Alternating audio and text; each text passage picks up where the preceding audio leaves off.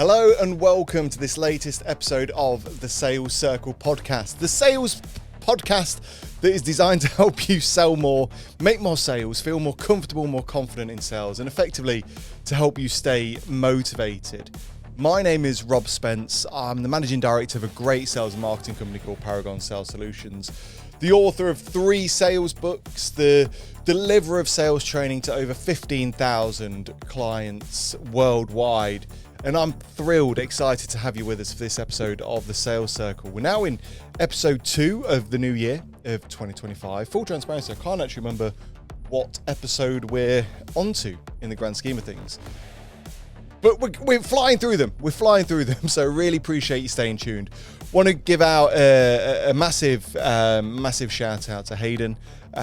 Just simply because Hayden approached me at one of our networking events, say how much he's been loving the episodes, how he's been, I think, going on some walks during lunchtime and listening to these episodes. So Hayden, if you're listening today, mate, do drop us a little comment. It'll be good to see and hear you. Now, the eagle-eyed viewers of you out there, those that, digest this information on YouTube will see that we've got a new set today, simply because our usual set, our usual studios in Paragon Creative Studios are being done up.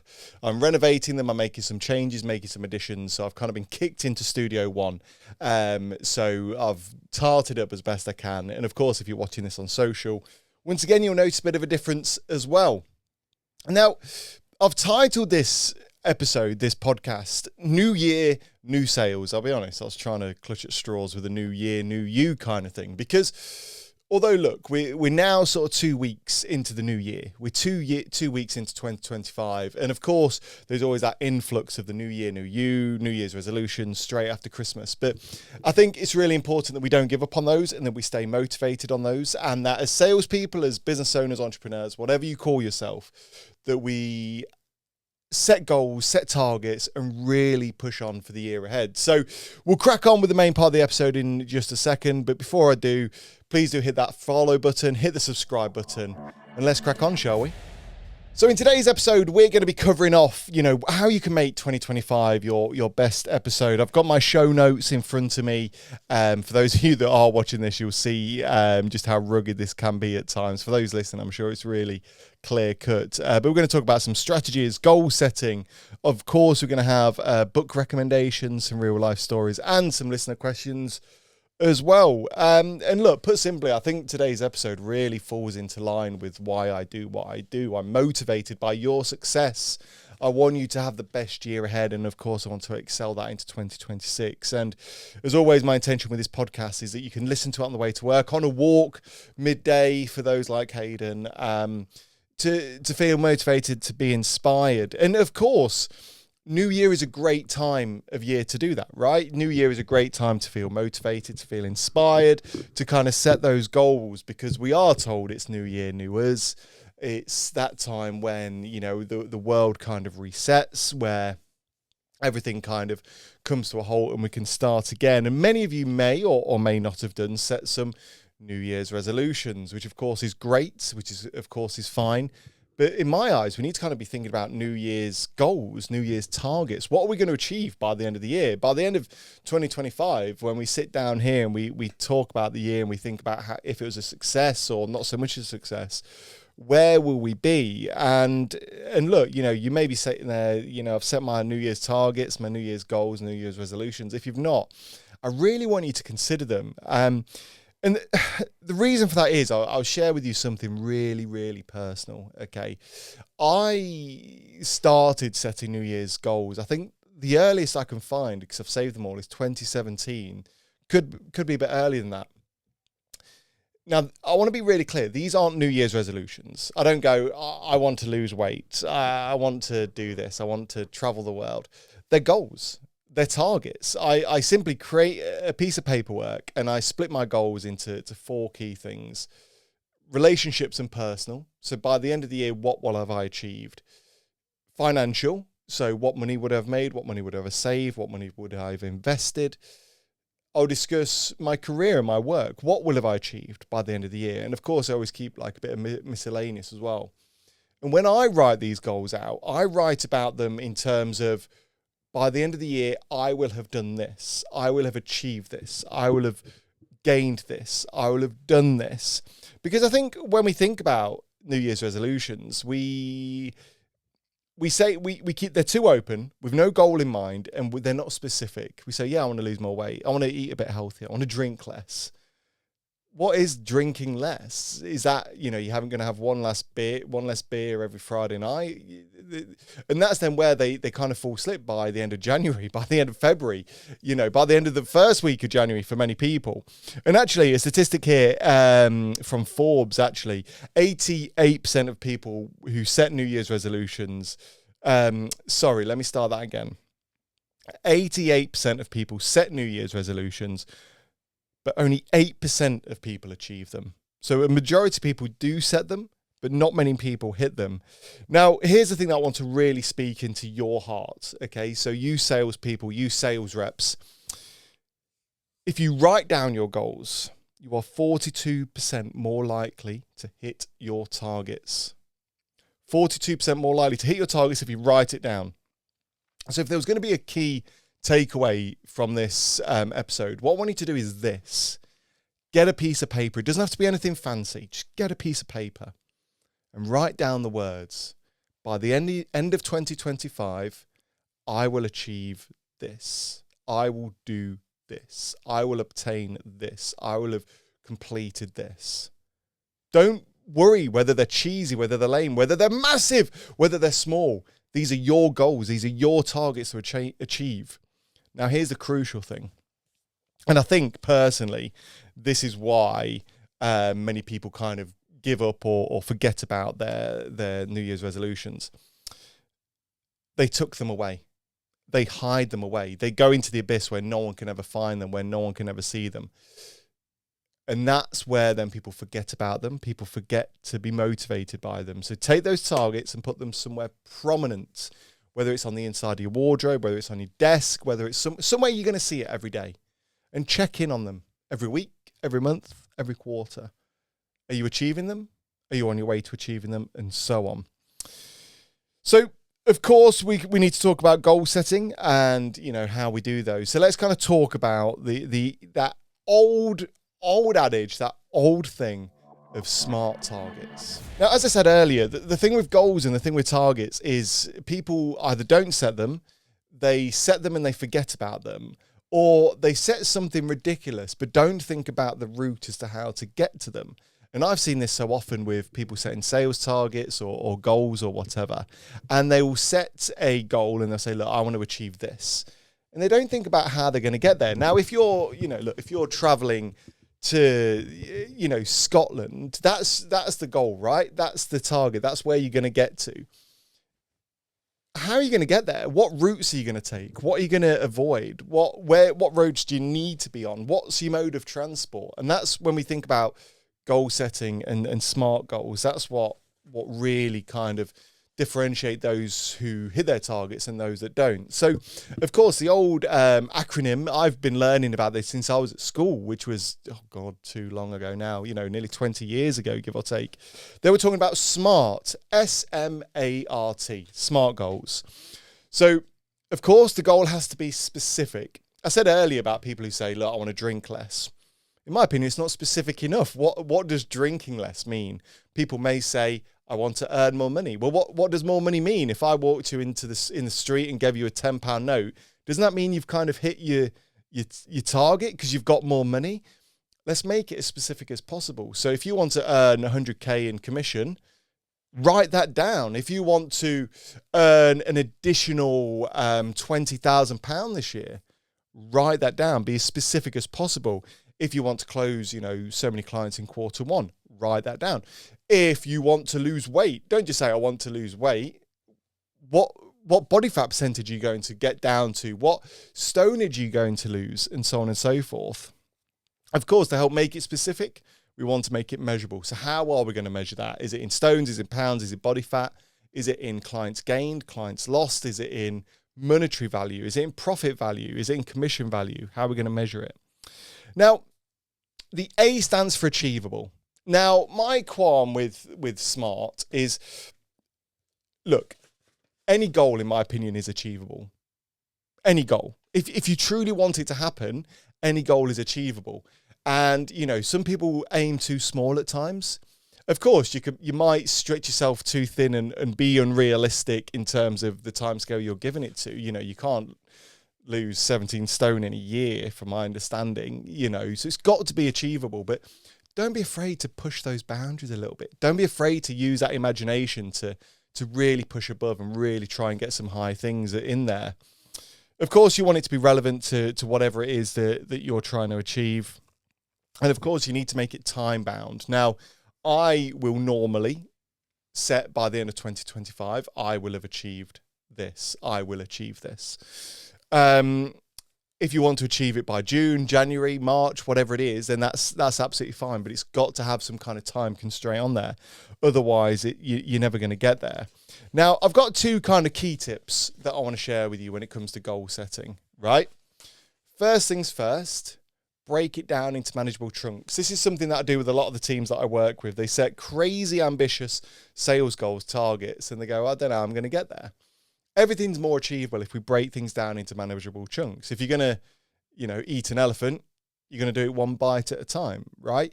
If you're going to, the first, if you're going to walk 10,000 steps, all it takes is one step 10,000 times. We've got to break things down into micro-manageable chunks. So yeah, of course, if we want to earn an extra 100K per year, how is that going to look month on month? How is that going to look when we're sort of signing new business, new clients, or is that retained business? What are we going to achieve to actually get there? Now, my key tip, my key goal here, my key thing that I want to share with you is don't be afraid to visualize and manifest whatever it is you want. Now, of course, there'll be some of you going, oh, no, not this cheesy manifestation, The Secret, vibrations, and, all that kind of jazz. Trust me, it works. Once again, I said earlier, if you're going to be setting goals, make sure that you tidy those goals up and you kind of have them somewhere neat where you can see them. Go one step further, put together a vision board, put together something that you can look at, that you can stare at every day and try to achieve. Before you go to bed, allow the thoughts that are in your head to be of positive, to be of the things that you want to achieve, that you deserve.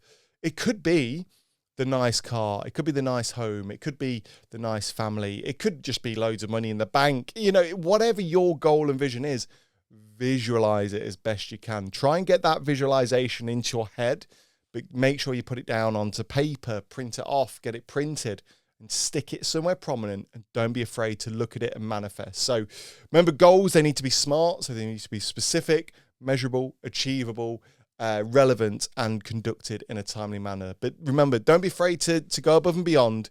Don't be afraid to hyper achieve things, visualize everything, and break things down into chunks. If you want to further enhance your sales skills and to pick up one of my latest books, then please go ahead and do so. You can find them on Amazon or any good bookstore. Just search for Robert Spence, search for The Paragon Mindset, Relationship Selling, A Month to Improve Your Sales, and pick up a copy today. So how can we transist? How can we get this into a sales, connotation, really? Look, we're here listening to this. We're watching this over on YouTube. We're listening on Spotify because we want to make more sales, right? We want to start strong in 2025. We want to outsell the competition. We want to help us achieve our goals. And there's a couple of simple strategies that I can share with you. I've got 5 to share with you, and some little bits of little tips as well to go on there to help you increase your sales. That's why you're listening to this. I want this to become, and I say this a lot in the podcast, I want this to become a tangible podcast where you listen to it, you implement what was said, and you see more money from it. It's as simple as that. So, of course, we need to be setting our goals. Of course, we need to push on. We need to be motivated. But now is a great time of year, and this is sort of strategy number 1, to reconnect with those existing clients. When we go back to any of our sales training, when we think about sales, a biggest resource that we have to help us make more sales is our existing clients. Our existing clients give us repeat business. They give us recommendations. They offer themselves out to give us referrals. They become our fans, don't they? And it's very easy for salespeople when they're trying to increase their sales, when they're trying to boost their sales, to keep going for that next shiny object. They keep going for that next shiny thing. They keep going, for that next customer, when actually if you're dropping off customers behind you, there's no point getting more customers. You know, if you think about the 80-20 principle, it's far better to have, 80% of your business coming from 20% of your clients than anything else, and the more we can kind of develop those relationships and engage with those customers, the better. So make sure you reconnect and look on that. Don't forget to talk to those that you've lost, that have dropped off, that have gone elsewhere. Now's a good time to refresh. The majority of people have had time off. They've spent time with family. They've traveled. They've been on holiday. They've, been in a really good mood. Let's rekindle things, even if potentially, bridges have been burnt slightly or relationships have dwindled slightly. Don't be afraid to, pick up the phone and have those nice conversations. Now is a good time of year as well to revamp that prospecting process. What can you do differently this year to find those new customers, to find those new clients? Are you booking in enough time to prospect? And funnily enough, that's probably one of the key things that many people come to me. They go, Rob, we're not making any more sales. Our businesses come to me and they go, look, we're not got any leads in. We're not getting any customers. We're not getting any clients. Okay, well, how much time are you spending on that? Yeah, not a lot. Oh, we make sure we're investing that time. But, what's your LinkedIn outreach like? What social selling skills are you implementing to become a person of influence and to develop your personal brand and to attract people, whilst also using the platform to outreach? What cold calling can we do? What's our script looking like? What's our target audience like? How are we doing things? And what can we do to really push on and sort of get that outreach done? And of course, we've just created a video, and this kind of comes on to tip number 3, really. We just did an episode on video that seems to have gone really well, and I really appreciate the new viewers and listeners that have come on the back end of that. But where can we utilize video within our sales pitch? Is now a good time to start to implement that as either a follow-up tool or a new tool or an old tool or whatever it is? What can we do differently to get those clients in and working with us? What follow-ups need to happen? We said earlier about lost clients, but what about those people that have ghosted you? What about those people that have vanished into the abyss that you started to have some good conversations with, and you were telling your sales manager, your bosses, your managers, going, yeah, I had a great conversation, send them a proposal, I think they'll sign. Those that have done that and then vanished, can we spend some time contacting them again? Is now a good time to revisit some of those conversations? Once again, can we send them videos? Can we show up at their offices? Remember that key statistic, 80% of sales require at least 5 follow-ups, but most people follow up only once or twice. So what can we do to stand out from the competition and keep going to those, in my eyes, that magic period, that 7 to 12 touch points? And of course, now is a great time to truly be investing in yourself. In fact, actually, scrap that. There's never a bad time to start investing in yourself. And actually, if you're listening to this sales-based podcast, then it shows that you're trying to really develop your sales skills. But what can you do to enhance your sales? What books are you reading? What books are you digesting every day, every night? What courses are you taking hold of? What mastermind groups are you being a part of? How much time are you spending with your peers talking to them about their sales skills, their sales stories, their sales lessons? What are you doing to really enhance that? Remember, the more you invest in yourself, the better experience your customers are going to get. And if your customers are getting a better experience, and you're going to sell more, it all kind of ties in quite nicely, right? So what can we do there? And I think really just use this time as a salesperson to really focus on what the year is going to look like. Of course, business, especially if you're selling B2B, it becomes a bit awkward at times, because there always seems to be an excuse, right? No one apparently sells in December because Christmas is coming up. I can tell you that's a lie. People do sell, and people do close sales in December. Apparently no one buys in summer because everyone's on holiday. Trust me, not everyone's on holiday. People are around, right? Not everyone, has their budget set until April or May. Once again, not always the case. People know what's going on. The best businesses in the world have forecastings 3 years ahead, So we don't be afraid to use this time now to really push on and get on that phone, make those sales, develop those relationships. I want 2025 to be your best year ever. And I bet if you look within yourself and you talk to yourself, you want this to be the best year ever. Of course you do. You at least want it to be better than last year. You want it to be better than the year before that, and hell, absolutely the year before that as well. And we can only do that if we sell more, if we learn more, and if we keep communicating with the clients. So we're going to move swiftly on in a second to listeners' questions, but just remember, you are not alone when it comes to sales. It can feel lonely. You might be on the drive now, to somewhere in the abyss on your own, in your car, driving to an appointment. It can be boring, tiresome, lonely, but you're not alone. The Sales Circle is a community where sales people help each other. They support one another. Listening to the podcast is one thing you can do. Joining us over on our Facebook group is another. But let's keep talking. Let's stay motivated. And let's make sure 2025 truly is the time for new you, new sales. Goodness, I didn't realize the time at all. Really waffled in that section. If you're new to this podcast, we try and keep them to around 30 minutes in length. And we're cutting it quite fine. But we're going to move on to listeners' questions. Now, as always, if you've got any burning sales questions, if you're, maybe you're working on a prospect that you're not too sure how to handle, or maybe you're just struggling with something, send your questions in. You can either email the salescircleofficial@gmail.com or just send us a message on social media. And we'll read your question out, which is exactly what Beth has done over in Birmingham. And she's put, look, I always feel motivated at the start of the year, but how can I stay consistent over those first few months? Yeah, look, we all hit that ground running, right? We're motivated, we got that new year, new me feeling. We're feeling refreshed. And we can hit that lull, can't we? We can hit that lull further down the line. But for me, it's all about those goal settings and setting the goals, having those goals somewhere prominent so we don't forget about them, visualizing them by using vision boards, visualization boards, and everything else in between. And making sure those goals are broken down as well. Because once those goals are broken down, then lo and behold, we know exactly, what we need to achieve to acquire X, right? And on those days where you're feeling unmotivated, think back to those. Look back at your vision boards, look back at your goals. And what can you do, if not today, this week, to just take you one step closer, one step further down that line to, achieving that goal? This one's from James, I think Manchester, was that? What's the best way to bounce back after a tough quarter?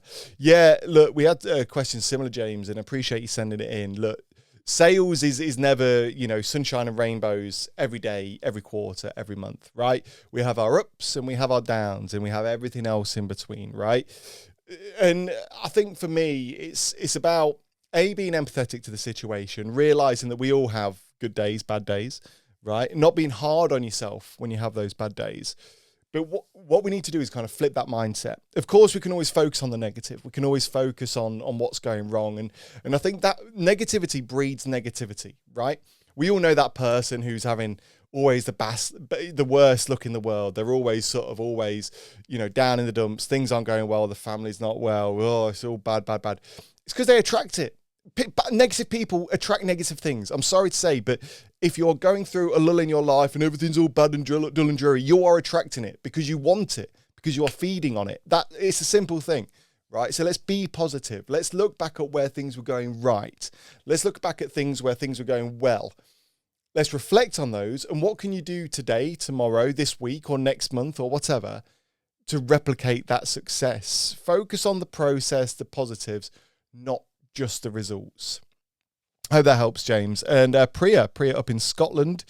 What should I focus on most in January to build momentum for the year? Oh, God. I can't nail it. That's a good question. Two things, right? Two things. If you want a really successful 2025, if you want a really successful year ahead, there's two things you can do today to get you that success.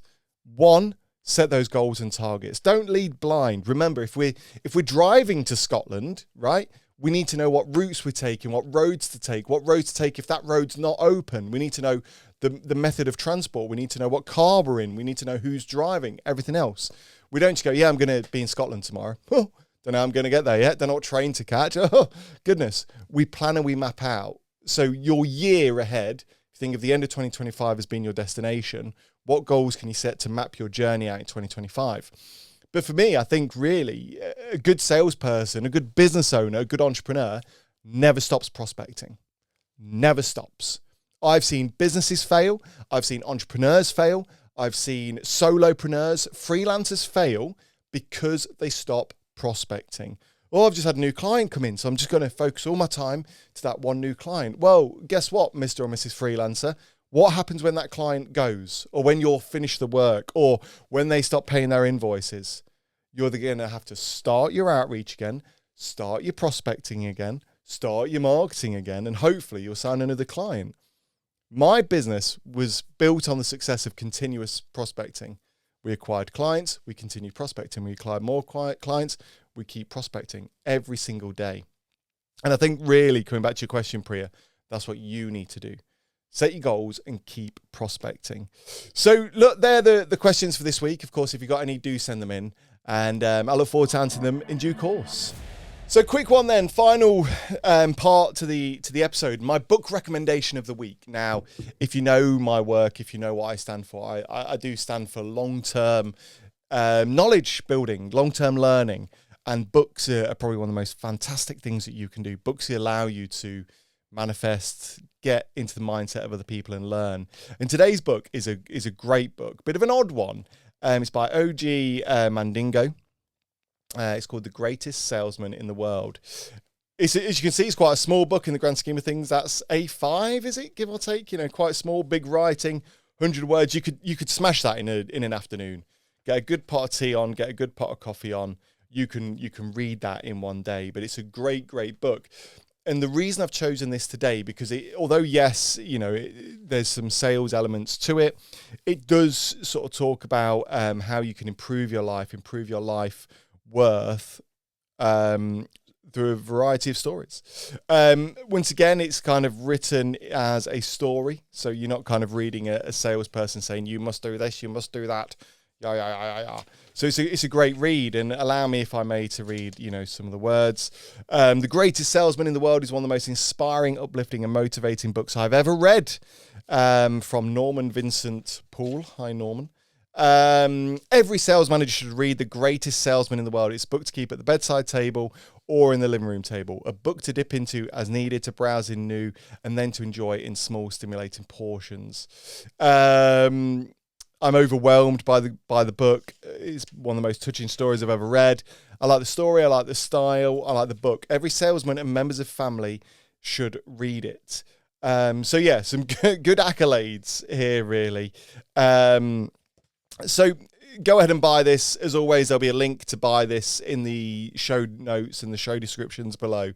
But whilst we're talking about New Year, New You, don't forget to kind of, I believe, as part of your goals and your targets, set some goals and targets as to how many books you're going to read this year. Something that I've done since 2017. Those have fluctuated. I used to start when I first started, I used to read, 30, 40 books in a year. You smash them, I had to tone that down just because of how busy I am. But make sure it becomes a solid target for it. And hopefully with these book recommendations, that will give you something good to read moving forward. And that takes us to the end of this week's episode of The Sales Circle. As always, these episodes come out every single Thursday without fail. So make sure that you hit that subscribe button, hit the follow button, no matter where you're looking.